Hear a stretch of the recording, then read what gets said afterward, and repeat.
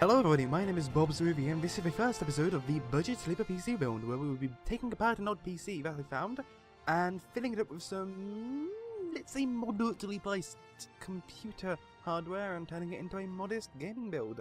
And by modest and moderately priced, I mean like I have £200 at most. But let's get started. As you can see here, because of how old the computer is and because of my horrific editing skills and camera work, I decided to edit this thing like a 2001 time video where you got overly zealous with the effects. But ignoring that, you just got a very nice view of everything, and by nice view I mean my Garmin wanted to focus on 14 feet in front of me, so no, not a nice view.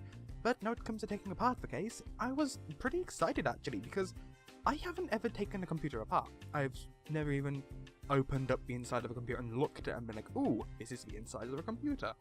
So what you're seeing here is me actually first ever time looking inside the inside of a computer. The screws came off quite nice, which was a concern because I thought they might be rusted or something. Because this had been sitting in a greenhouse for like 5 years at least. So it wasn't in the best shape. Really, all it does right now is you press the power button, it turns on, whizzes up, the floppy disk drive growls at you a little, and then it doesn't post or anything. So that's worrying. Could just be an issue with the back I/O, but I'm not sure. And I'm not keeping basically anything here. And as you can see by the white screen, or you don't know what white screen means, but you'll be able to see in a second, is that the dust covering this was terrible. Like I said, it hadn't been used for like 5 years. And it was disgusting. There was about an inch of dust on everything. There were dust balls the size of your fist inside. It just wasn't pleasant. So there's a towel that I just wiped the thing off. And as you can see, there's a floppy disk drive, the only bit of this I want to salvage.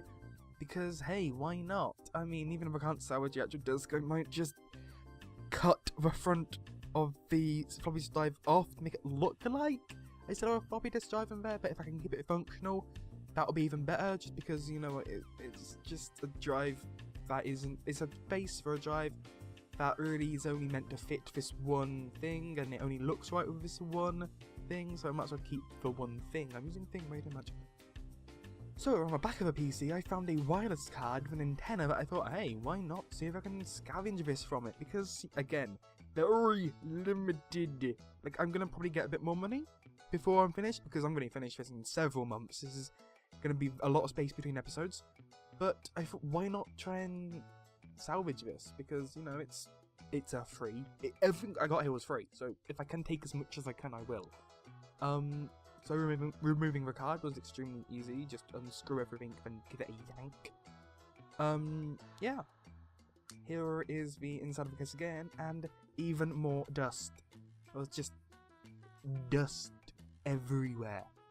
It was honestly the worst I could imagine. It wasn't, I don't think it's even because of airflow issues. Granted, there wasn't a fan in here.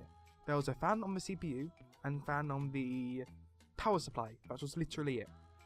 On the back of a floppy disk drive, there was a ribbon style cable, I'm going to call it a ribbon cable, and another one which both connect. The smaller one on the left connected to the power supply, whilst the ribbonish cable was straight to the motherboard, and I couldn't remove either of them, so I left them. And here, back here, is another screw holding it together with about an inch of clearance, so I physically couldn't. And blocking it, that metal sheet went all the way down. I couldn't get to that screw, it was impossible. So next episode, I'm going to use some pliers or something to just try my best to remove it. To a front I/O here, this is weird. There's a little metal box holding all the front I/O, which is like, okay, that's fine, that's logical. But as you can see, the left and right have holes for USBs. I'm guessing this is the USB type 1, and in the middle there's a headphone and microphone jack. That's fine. Thing is, though, the front of the case only has a hole for 2 USB, so the actual case itself can support 4, whilst the shell of the case, let's say, can't. But yeah, just basic input output here. I think I'm going to have to keep that unless I can find a motherboard with some front I/O. I don't know what I'm going to do with that, honestly. I think I'm just going to hang on to all my parts and then really hope I can reattach them to new parts later. Like with the USBs, I'm going to hold on to the USB little card thing you just saw and try and plug it into a new motherboard maybe? because I don't feel like having a gaping hole in the front of my PC. I mean, there's like a million right there, as you can see, but you know what I mean. So let's hope it all works. Also, I can't get the lights on the front of the case to work. There should be a red and green light, one for maybe power and one maybe for a drive.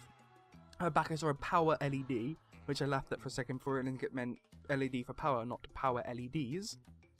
But yeah, overall this case is not going very well. I'm giving it a thumbs up, but don't trust the thumbs up, it's deceptive, it's not going very well. And now it's just put the case back together, put the screws back on, and just, yeah, that's basically it. On the back there's a, I don't know what any of these are. Well, I know there's some PS2 ports, some 4 USBs it looks like. A USB, well, original USB I'm going to call that, or Ethernet maybe, looking at it again. There's a printer connector, I think, and some 3.5mm jacks, red, green and blue. I don't know what a blue one is. Or what red and green one are actually, because we've got those around the front. Maybe they're just one's connected straight to the motherboard from the I/O? I don't know.